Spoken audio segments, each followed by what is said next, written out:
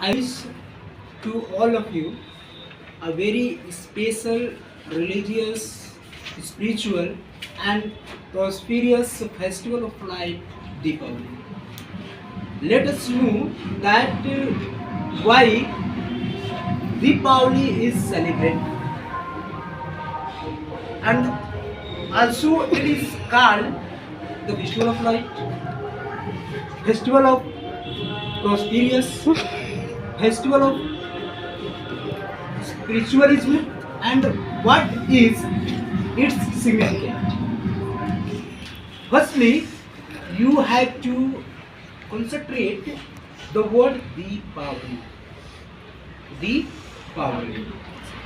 It means Deepawali को जब हम संविच्छेद करेंगे तो दीप धन अवली होगा, दीप धन अवली होगा। और दीप का मतलब क्या होता है? दिए। और अवली का मतलब क्या होता है? एक श्रृंखलाबद्ध एक लाइन के रूप में। यानी आशय यह है कि जो भी हमारे इर्द गिर्द चारों तरफ अंधकार है उनको दीपक रूपी श्रृंखलाबद्ध से हम उनको दूर करें। और it is also known as a trump of light on the darkness and also significant of trump of goodness on the evil। अच्छाई का बुराई पर जीत, अंधेरे पर उजाले की जीत का यह पर्व है। और यह पर्व कब, क्यों, किस लिए मनाया जाता है, इसका महत्व क्या है, इस पर हम 2 मिनट जान लेते हैं। पहले तो दीपावली का जो पर्व है वह कार्तिक मास के अमावस्या के दिन मनाया जाता है। और अमावस्या की जो रात होती है वो सबसे काली होती है, सबसे अंधेरा का काल होता है। और हम सभी जानते हैं कि प्रभु श्री रामचंद्र के जीवन से यह जुड़ा हुआ त्योहार भी है कि जब प्रभु श्री रामचंद्र का वनवास हो जाता है तो अंधेरा का एक सिंबल, यानी अयोध्या के लोगों के लिए पूरा जो अयोध्या वासी होते हैं एक अंधकार रूपी जीवन में डूब जाते हैं। यानी 14 वर्ष का जो वनवास होता है अयोध्या वासियों के लिए एक अंधकार लाता है।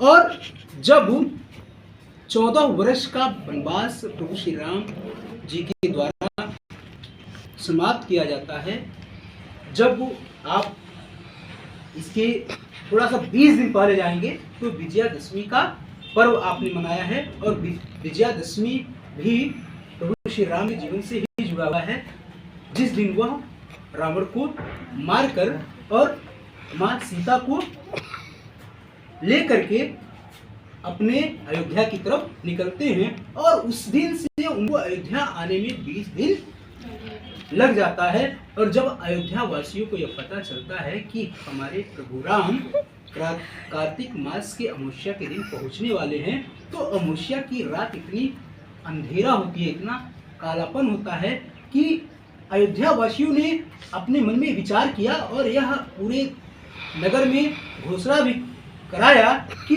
ये जो 14 वर्ष का जो वनवास है वह अंधेरा के रूप में था, हम उसको इतने उजालावान बना दें, इतने दियों से हम उजाला प्रकाश कर दें कि कहीं पर भी अंधेरा नाम की चीज ना रहे। और उस दिन से अयोध्या वासियों के लिए एक उजाले का, एक प्रकाश का, एक पुंज का दिन हुआ। और तभी से ही हम दीपावली का पर्व मनाते हैं। दूसरा चीज क्या है कि यह हमारे जीवन से भी जुड़ा है, समृद्धि से जुड़ा है। समृद्धि से इसलिए जुड़ा है क्योंकि यह एक सिग्निफिकेंट है हमारे प्रॉस्पेरिटी का। क्योंकि आप सभी जानते हैं कि जो हमारे हम कृषि प्रधान देश के निवासी हैं और हमारे खेतों में लहलाते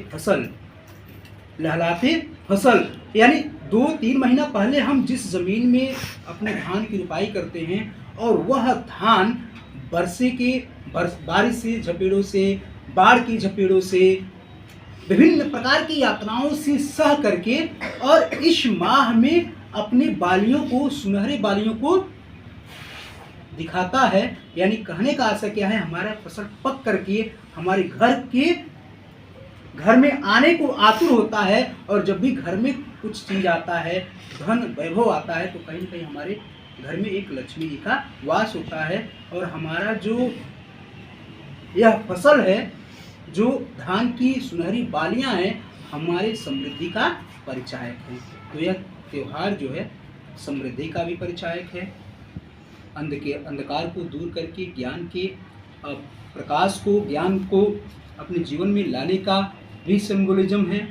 और दूसरा क्या है कि हम आध्यात्मिक रूप से अपने जीवन में इस त्योहार का महत्व को समझें और इस त्योहार के दिन एक ब्रदरहुड, एक प्रॉस्पेरियस जो हमारा हार्मोनी थॉट है, उसको हम अपनी सोसाइटी में स्प्रेड करें और एक इको सिस्टम के रूप में दिए को जलाएं, दीपावली को मनाएं। कहीं पर भी हमारे तरफ से इकोलॉजी को, इन्वायरमेंट को प्रॉब्लम न हो। जैसे बहुत सारे हम पटाखे, बहुत सारे बम, बहुत सारे ऐसे जो ध्वनि प्रदूषण भी और पर्यावरण प्रदूषण के लिए खतरनाक होते हैं, इन सारी चीज़ों को हम दीपावली के दिन फोड़ते हैं, जलाते हैं और बाद में वह चीज़ें हमें ही हानिकारक होता है। हालांकि हम जलाते हैं, लेकिन वह सारी चीज़ें हमारे पूरे सोसाइटी को, पूरे इन्वायरमेंट को प्रभावित करता है। तो इस चीज़ को भी हमें ध्यान में रख करके दीपावली को मनाया जाना चाहिए। और इसी के साथ आप सभी को एक बार पुनः दीपावली की ढेर सारी शुभकामनाएं।